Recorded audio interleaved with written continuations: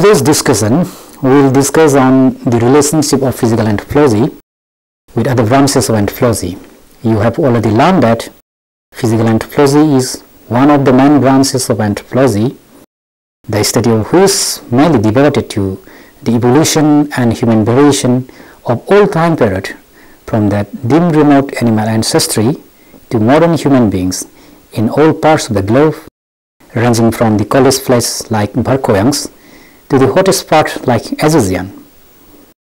Through the analysis of fossils and observation of living primates, anthropologists attempt to trace our ancestry and reveal how, why, when, and where we become at this present stage of evolution.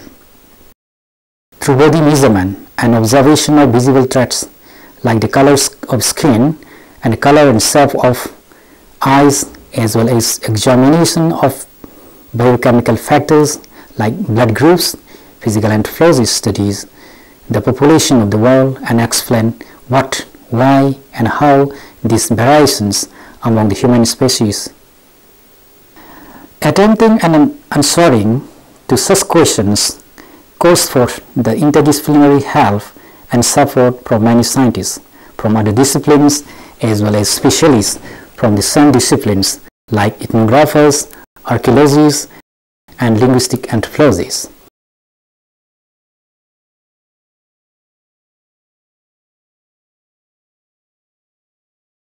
Now, let's try to see how physical anthropology is related with these main branches of anthropology. Number 1. Relationship of physical anthropology with ethnology. Ethnology studies about the customary ways of thinking and acting of different societies, recent, past, and present. Ethnologists are experts who study about culture and culture science. Based on the thrust areas of study, ethnology is also sometimes known as social and cultural anthropology and is divided into sub-branches like political anthropology, economic anthropology, and cultural ecology, etc. These specialties are not mutually exclusive fields, but interrelated and interdependent fields.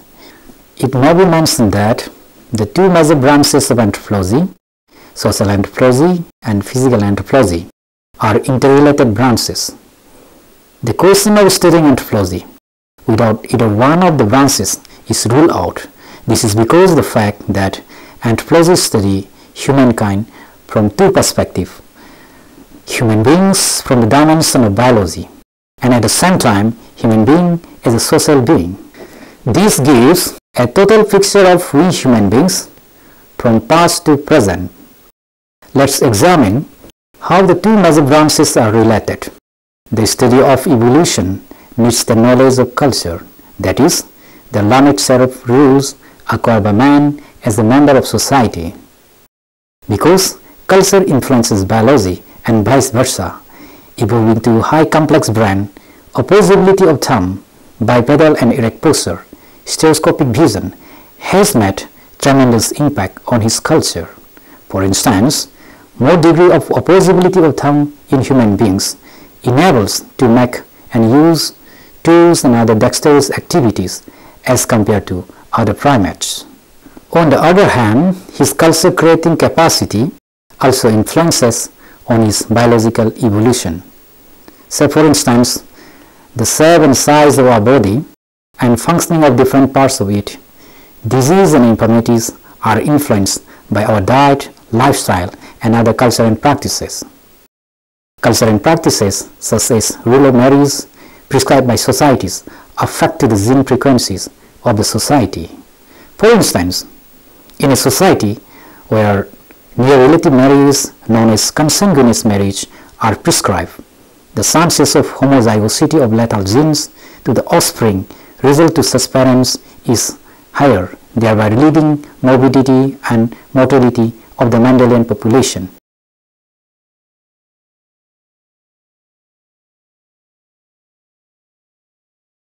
Next, let's see the relationship of physical anthropology with archaeology. Ethnologists study the recent people in past and present living population, understand many socio-cultural issues. Archaeologists on the one hand studies fragmentary remains of past culture on the basis of which they can only make inference about the custom of prehistoric people. One branch of physical anthropology, called paleoanthropology, studies about the collection and analysis of fossils like both distant and near ancestors like we modern primates, Homo sapiens sapiens, and our artifacts, the cultural remains like tools, weapons, and living sites. Excavations of such sites, preservation of findings, drawing inferences from such material remains, dating of the findings need the expertise help of archaeologists, geologists, and geochemists. The inferences from the hard tissues like bones and teeth, by comparing to the other past findings and present living primates, need the help of primatologists, one group of physical anthropologists who specializes in the study of primates. The contribution of this host of scientists help in reconstructing the evolutionary record of human evolution.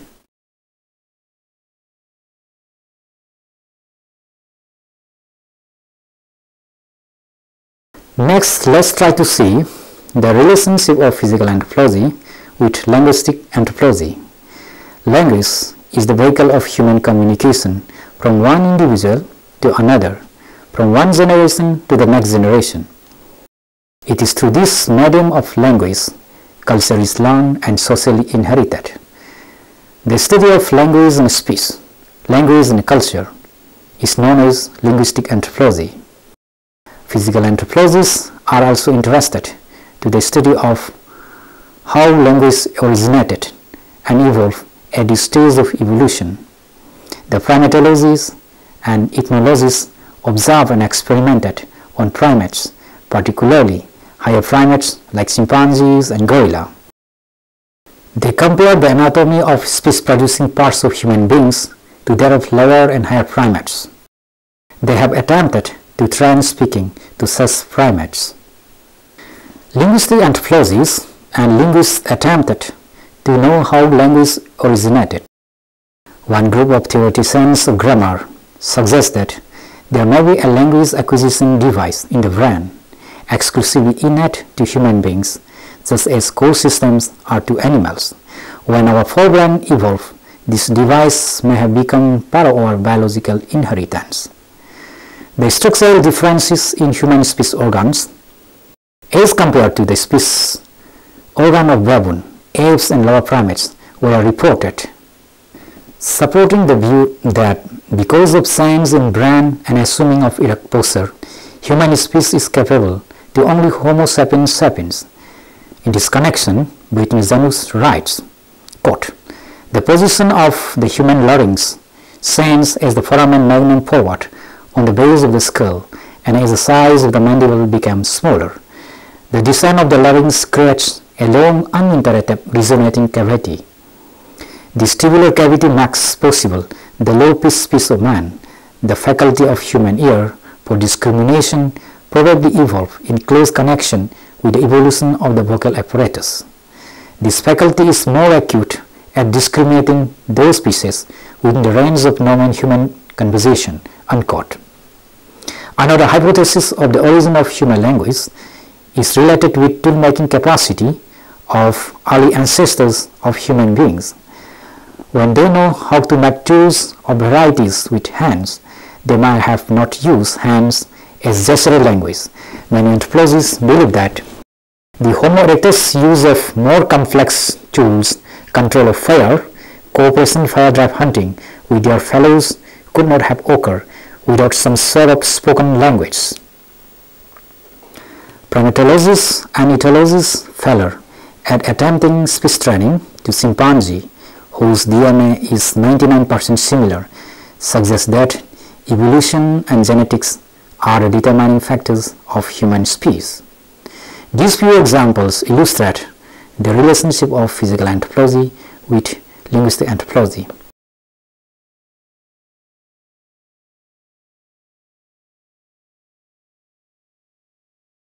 Next, let's try to see the relationship of physical anthropology with medical anthropology.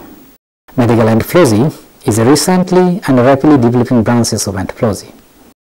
This discipline emerges as a result of its significant role in encountering and intervening diseases, infirmity, and sickness of people, particularly those who are hardly or never touched upon by modern medical amenities. The main focal theme of medical anthropology are culturally perceived knowledge of health, its causes, diagnosis, and treatment. What is most important in medical anthropology is addressing and discussing health, disease, and sickness from both two paradigms, biological and cultural perspectives. Biological anthropological issues like occurrence of certain genetic disorders confining to an ethnic group or particular ecological setup are also addressed. Therefore, it can be said that medical anthropology is a scientific exploration of the health and health-related aspects through an academic venture of holistic approach, both biological and cultural, a biocultural synthesis. In order to understand the concept of medical anthropology in relation with physical anthropology, let us consider two examples. Example number 1. Preventive programs is the only means to control HIV/AIDS, as there is no cure for this infectious disease. Awareness and educational programs sometimes fail because of people's belief and attitudes about sexuality. For example, people in some Central African societies believe that deposits of semen after conception are necessary for a successful pregnancy and generally enhance a woman's health and ability to reproduce. Such people would choose not to use condoms, and condoms in their view may be a threat to public life.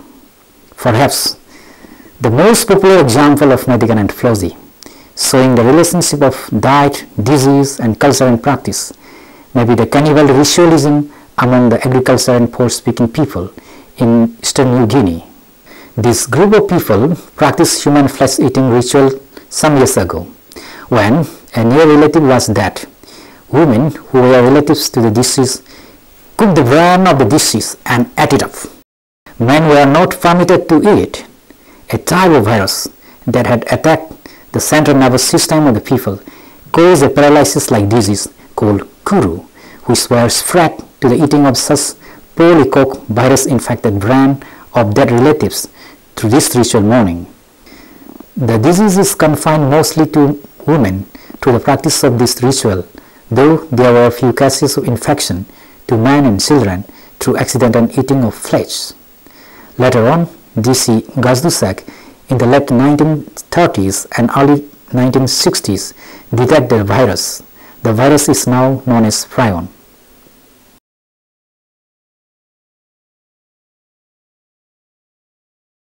Thus, physical anthropology is a vast discipline of anthropology that needs the knowledge of other branches of anthropology.